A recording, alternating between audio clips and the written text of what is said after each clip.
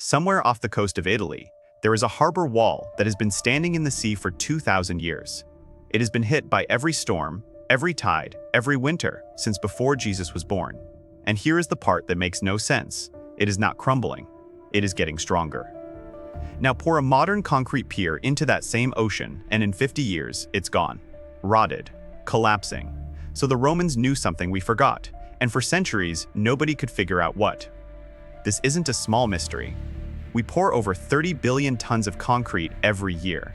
It is the most used material on Earth after water, and most of it is quietly failing, cracking, bleeding rust, falling apart within a human lifetime. Meanwhile, a Roman dome poured before the fall of the empire is still, today, the largest unreinforced concrete dome on the planet. No steel, no rebar, no modern chemistry.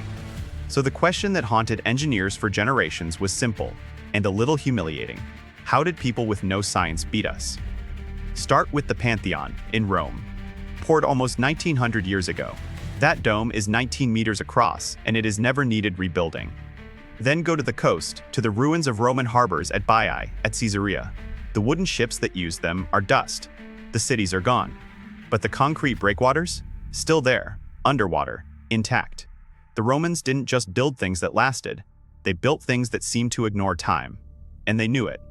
A Roman writer named Pliny the Elder watched these seawalls take a beating and wrote, around 79 A.D., that they became, in his words, a single stone mass, impregnable to the waves, and every day stronger. He wasn't being poetic. He was describing something real. He just had no idea why. And honestly, for the next 2,000 years, neither did we.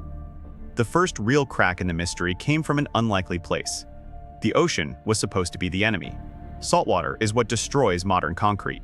It seeps in, attacks the steel inside, and the whole thing spalls apart. But when scientists drilled cores out of these Roman seawalls and looked inside, they found the opposite.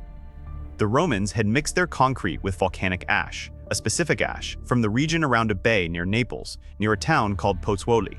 And over the centuries, seawater had been slowly seeping through that concrete, and instead of dissolving it, the water was feeding it. It dissolved the volcanic ash and grew brand new crystals inside the cracks. Rare, interlocking minerals with long tongue twister names, like aluminum tobermorite. Picture microscopic plates, growing right where the damage was, locking together like armor. Every wave that should have weakened the wall was quietly building it back up. The sea wasn't killing the concrete. The concrete was eating the sea. That alone was a stunning discovery. But it left one thing unexplained, and it was hiding in plain sight. If you look closely at a chunk of Roman concrete, you'll see little white lumps scattered through it. Chunks of white mineral, millimeters across. For decades, scientists looked at those white specks and shrugged. Sloppy work, they said. Bad mixing. The Romans just weren't careful. Turns out, that was the arrogance talking. In 2023, a team at MIT, led by a researcher named Admir Masic, put those white lumps under serious analysis. And what they found rewrote the whole story. Those weren't mistakes. They were the entire secret. The Romans hadn't mixed their lime the safe, gentle way. They'd used quicklime, burning hot, reactive, almost dangerous, in a process called hot mixing. And that violent heat left those white lumps scattered all through the concrete like tiny seeds. Here's what they do. When a crack forms, and in any concrete, cracks always form, it travels through the material until it hits one of those white lumps. And the moment water gets in, the lump dissolves, floods the crack with dissolved calcium, and hardens again, sealing the crack shut. The concrete heals itself. The Romans had accidentally, or maybe not so accidentally, built a material with a built-in repair system. Crack it, wet it, and it stitches itself back together.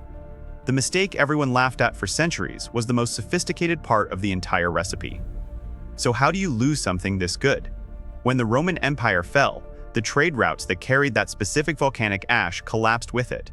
The recipes lived in the hands of builders, not books, and when the builders were gone, the knowledge went with them. For over 1,000 years, Europe couldn't build like this at all. The formula wasn't stolen or destroyed, it was simply forgotten. One generation didn't teach the next, and that was enough.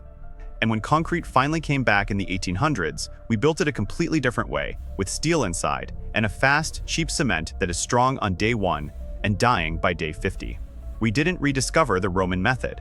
We replaced it with something worse and called it progress. Which brings us back to that harbor wall, still standing in the sea after 2,000 years. It was never magic, It was volcanic ash, quicklime, seawater, and a self-healing trick we're only now learning to copy. Because right now, in modern labs, engineers are rebuilding concrete around these exact Roman ideas. Self-healing, lower carbon, built to last centuries instead of decades. The Romans didn't have our science, but they had time.